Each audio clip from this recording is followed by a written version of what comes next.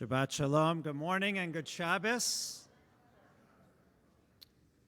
We're very excited to welcome our rabbinic candidate for associate rabbi position, Rabbi Dina Rosenberg. I hope that you had the opportunity to learn from her last night. This morning, she'll also be presenting at the beginning of Minyan tonight at 6 p.m. But without further ado, it's my honor and pleasure to welcome to our bima Rabbi Dina Rosenberg.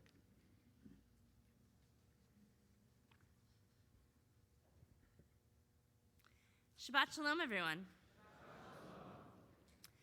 When we read the story of the crossing of the Sea of Reeds, we tend to focus on the miracle of the splitting of the sea, the might of God as the Egyptians are killed as the waters crashed onto them, or even the perseverance of Nachshon as he walked into the sea until the water is up to his neck because of his faith in God. But today, I want to share the untold story, the story that isn't in our text, but existed behind the scenes and can be read in the white spaces between the black letters of the Torah. We're going to recreate the story not of the heroes of the Israelites, but the everyday adults who are emotionally and physically exhausted, who've been caught in a state of limbo and don't have the emotional energy to make one more decision or bake one more loaf of bread. Let's set the scene. The Israelites have been enslaved for 430 years. During their few attempts to fight back and break the cycle of enslavement, they were beaten, given more work with fewer resources, and even had their newborn baby boy stolen from their arms and murdered in the Nile River. Things were so bad that the Talmud teaches us that when Amram, the greatest man of his generation, learned that every son born will be cast into the river, he decided to divorce his wife to ensure that no children would be born. All the Israelite men followed his lead and divorced their wives too. Can you imagine how bad things had to have been for an entire society to decide to divorce to keep from bringing children into the world? You might wonder, why didn't the Israelites fight back? Because they're caught in a cycle of physical and emotional abuse. Even though the Israelites are more populous than the Egyptians, they're also exhausted. And they can't think straight long enough to see a way out of this enslavement. They feel stuck, alone, and have accepted the hand they have been dealt. Suddenly, this man Moses shows up and assembles the Israelites. Were all the Israelites able to attend the meeting? Or were the women at home putting their children down for naps? Was the elderly included in this convocation? Or were they still struggling to walk to the meeting spot as the announcements began? Aaron shares with those who are present the things that God had committed to them and the signs that they had been instructed to carry out. Most importantly, God will free the Israelites from Egypt. Now Moses is likely expecting the Israelites to jump for joy and drop everything they're doing to praise God. But you know what? There is still laundry to be done. Toddlers having temper tantrums in the street, food to be cooked, and fear surrounding each move the Israelites make. And why should they even believe Moses? Moses began as an Israelite, but then lived his life as a prince in the Pharaoh's home. He grew up with all the amenities that the Israelites were not privy to. Moses had enough food to eat, parents or caretakers to fulfill his every need. And even though he knew he was born an Israelite, did Moses improve the lives of the Israelites? Why should they trust him? Moses was living the good life while they were struggling to make ends meet. The Torah tells us that the assembly was convinced, but I wonder what exactly they were convinced of. Did they believe that Moses and Aaron would lead them out of Egypt? Will this Jewish God be able to overpower the might of Pharaoh and his sorcerers? Moses and Aaron go to Pharaoh and ask him to let the Israelites go. But the fears of the regular Israelites are confirmed. Pharaoh questions the power of God and turns away from Moses with disdain. The king of Egypt will not be letting the Israelites go. Perhaps the Israelites had felt a glimmer of hope, but it has already been dashed. Not only did Pharaoh say no, but now Pharaoh will no longer provide the people with straw. Yet, they're still imposing the same quota of bricks upon them. Their lives have become more difficult. How will they find the time to gather the straw and take care of their families? Who will cook the food now that the mothers need to work longer hours? Who will nurse the infants when their mothers produce even less milk because their own nutritional needs aren't being met? The children wail. The mothers are in distress. The fathers can't look their partners in the eye. The grandparents wonder how they allowed their world to be filled with such darkness. And then the plagues begin.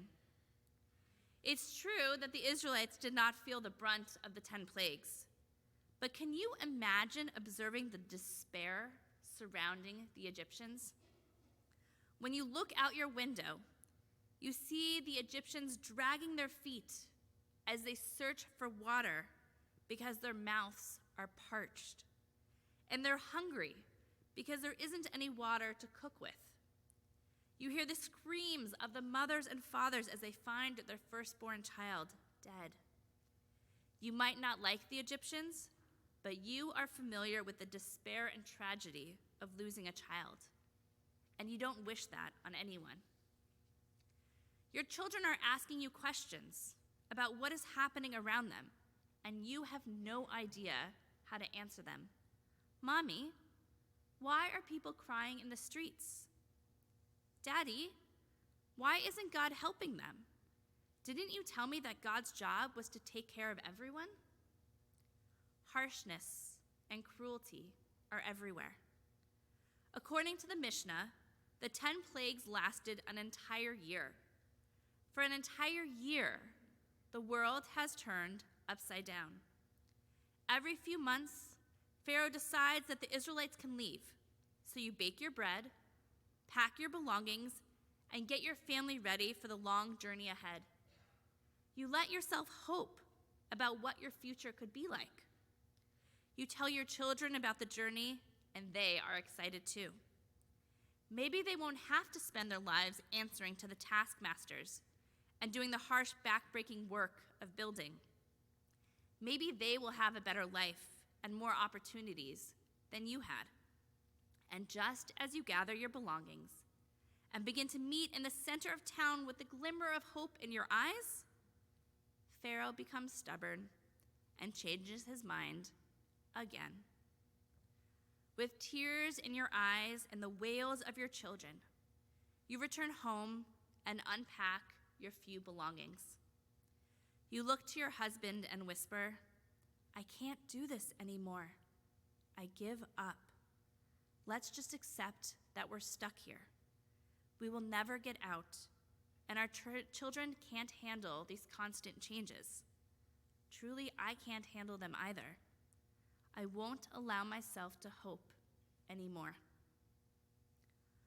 Over the next 12 months, the only constant is the experience of turmoil. The plagues keep coming. There's barely time to take a breath. Broken promises continue. The work becomes more intense. There's no energy left for hope. The adults are burnt out, and their mental health has deteriorated. They're going through the motions.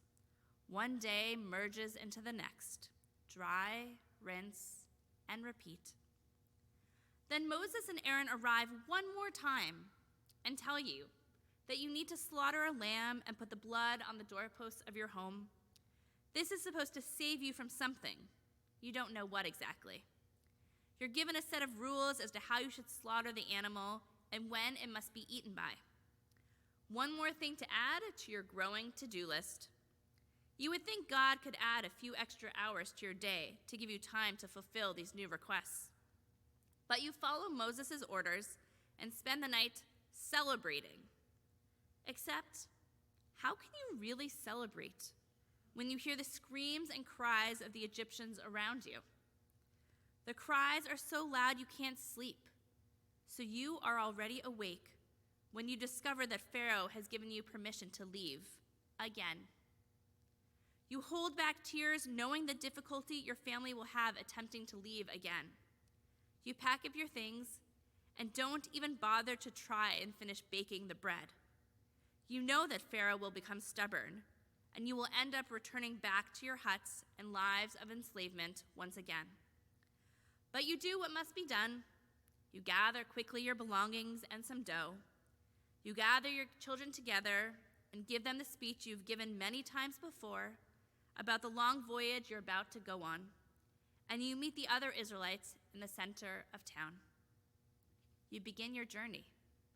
You are tired before you take your first step. You hear that Miriam, Moses and Aaron's sister, has brought her timbrel along to celebrate your freedom. You're impressed that you remembered all of the necessities, let alone bringing a timbrel along with you. If you actually make it out of here, you sarcastically decide that you will use the baby's rattle to sing along. You arrive at the Sea of Reeds, and you wonder if this is a joke. The sea is blocking your escape. With one baby in your arms, another tugging on your hand, you don't know what to make of this moment. To make matters worse, you hear the thunderous hooves and chariots of Pharaoh's army pounding behind you. It looks like you will be turning around again. And then something unusual happens. Moses raises his staff above his head, and the sea begins to part. You do a double take to ensure your eyes are really seeing this. You're so tired that it's possible your mind is playing tricks on you. Your child begins pulling you forward, and you hesitate. You look behind and see the Egyptians on chariots galloping toward you, and you decide to follow the other Israelites as they begin making their way through the sea. You try to grasp onto the hope that at least all of you are going together, and you're stronger together. You know the other Israelites are as emotionally exhausted as you are. Perhaps you can hold each other up during this crazy time of transition. You put one foot in front of the other and paste a smile on your face. You even feign excitement for the sake of the people around you. 20 minutes after entering the path made by the splitting sea, your little child starts pestering you for a snack. I'm hungry. When can I eat something? I don't want what you brought with. You've been holding yourself together, but this is just too much.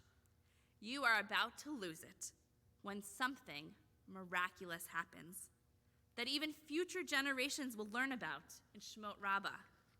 An apple and other tasty snacks for your taking have appeared in the waves of the water. You hand your child an apple, and the munching begins. The crying stops. You look at your child and begin to smile. This is the moment you have been waiting for. Finally, God is helping provide for you and your children. You realize that you're no longer alone. God is there with you on this journey. Just as the glimmer of hope returns, Miriam takes out her timbrel and begins leading everyone in song and dance. While not so long ago, you couldn't imagine dancing and celebrating, you grab your baby's rattle and you join in. You're still exhausted and feeling burnt out, but you don't feel quite as alone anymore. God will protect you and your family. God providing snacks for your crying child might seem insignificant to some, but this small act of comfort is paving the way for a new meaningful relationship with God. It is the tiny details that make all the difference for B'nai Yisrael. Why does this small act of comfort matter? Because as it turns out, those snacking children are the ones who will grow up and then enter the land to conquer it as part of the next generation. These children will remember that God remembered to take care of them, even in the middle of a miracle. These children might not remember being freed from slavery, but perhaps their faith will be stronger because they remember that God took care of even the smallest details when they were tiny and vulnerable. God helped their parents feel less overwhelmed and make one less decision as they trekked through the sea.